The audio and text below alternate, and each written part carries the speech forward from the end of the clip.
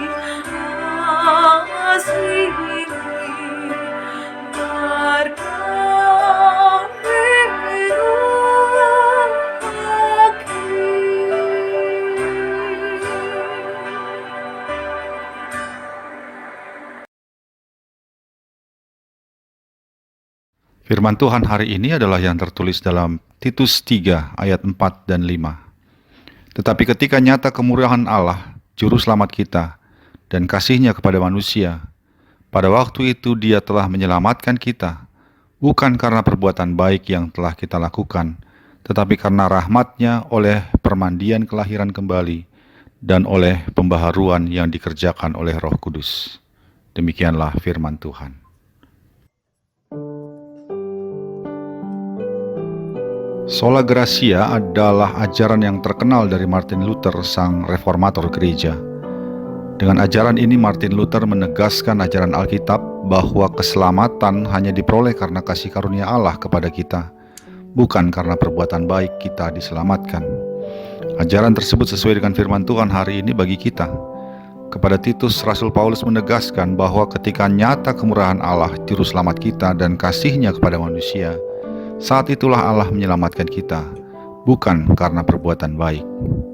Namun firman Tuhan hari ini menyatakan sesuatu yang lebih lagi tentang kasih karunia Allah yang menyelamatkan itu dibandingkan dengan ajaran Martin Luther, yaitu bahwa kasih karunia Allah yang menyelamatkan kita itu terjadi karena dua hal yang kita alami. Pertama adalah karena kita menerima rahmat-Nya melalui permandian kelahiran kembali atau baptisan kudus, dan yang kedua adalah karena rahmat-Nya melalui pembaharuan yang dikerjakan oleh Roh Kudus. Artinya kasih dan rahmat Allah itu bekerja dalam diri kita melalui dua hal yang terjadi dalam hidup kita, yaitu baptisan kudus yang kita terima dan pembaharuan yang dikerjakan oleh Roh Kudus.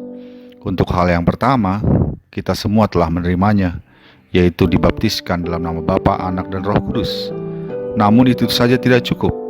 Kita juga harus bersedia hidup dibaharui oleh pembaharuan yang dikerjakan oleh Roh Kudus.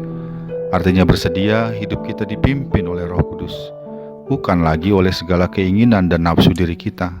Dengan kata lain, hidup di dalam roh, bukan di dalam daging. Hidup yang dipimpin oleh Roh Kudus adalah hidup yang taat kepada kehendak Allah melalui Roh Kudus. Karena Roh Kudus adalah pribadi Allah yang memimpin kepada kebenaran.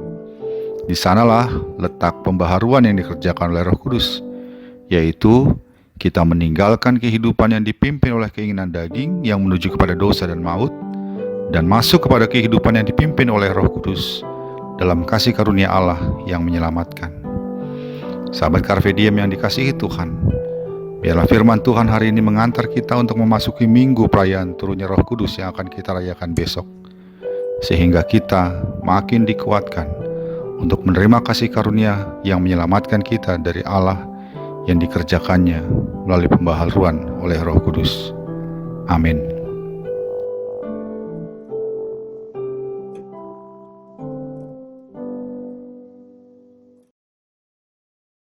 Marilah kita berdoa.